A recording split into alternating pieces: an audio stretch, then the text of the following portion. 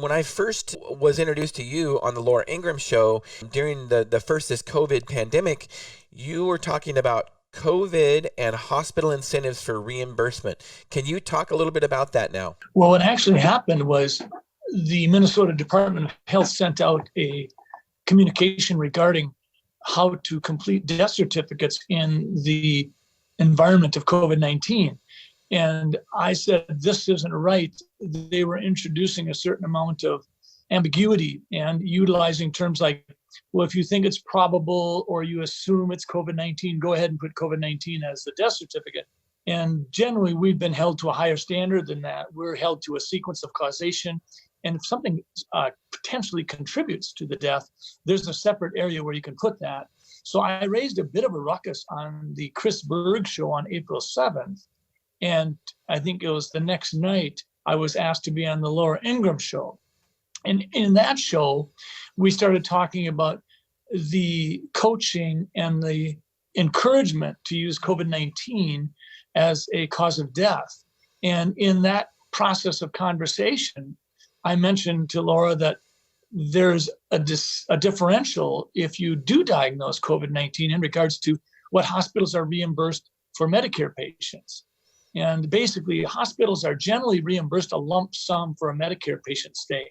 That does not include physician reimbursements.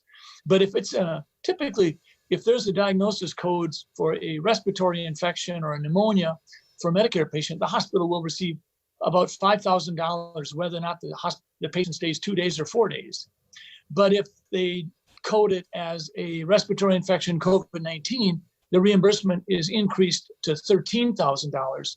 And if during the hospitalization a ventilator is used, then the reimbursement is $39,000.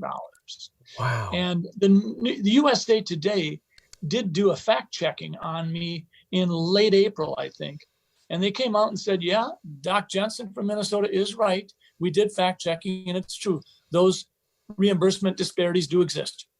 Wow. Wow. So that being said, doctor, do you believe there are a lot of death certificates out there that might not be completely factual when it comes to a COVID death?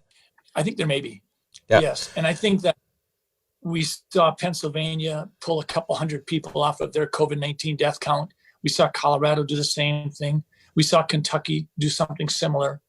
We saw New York go the other direction when New York City decided that they actually were going to count deaths that hadn't necessarily been attended to at the time. They had some 3,700 deaths, and they decided that because that was the differential in terms of all-cause mortality from prior years comparison, that they would count those as COVID-19 deaths, because what else could they be was the assumption. So New York City, I think, New York State went from 7,000 at one time to 10,700 overnight.